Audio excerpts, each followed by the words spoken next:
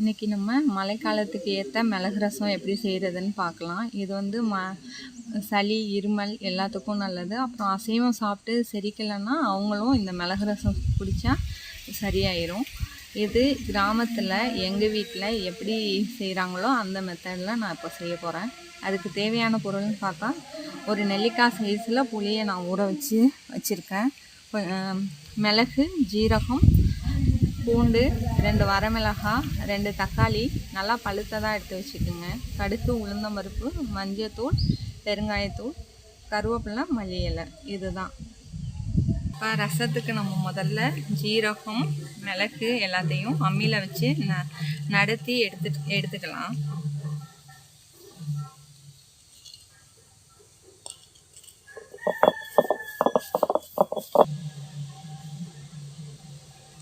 இப்போ ஜீரகம் நல்லா மசிஞ்சிட்டு இப்போ மிளகு வச்சுக்கலாம். நம்ம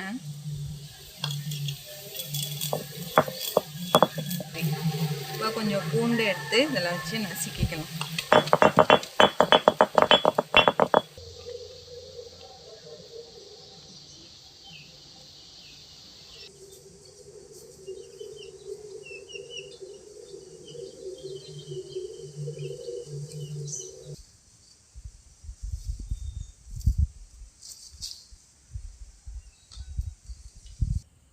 புளி கரைச்சி புளி தண்ணி எடுத்து வச்சுருக்கேன். இப்போ 2 தக்காளியை நம்ம பிசைஞ்சு எடுத்து வச்சுக்கலாம்.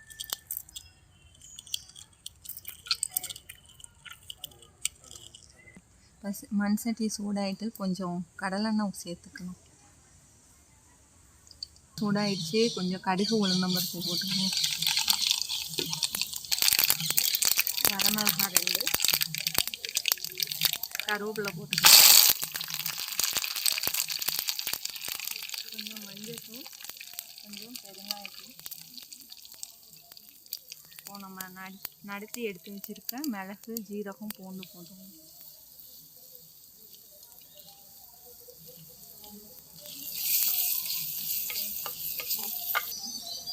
இப்போ கரைச்சி வச்சுருக்க புளி, தக்காளி எல்லாத்தையும் ஒன்றா ஊற்றணும்.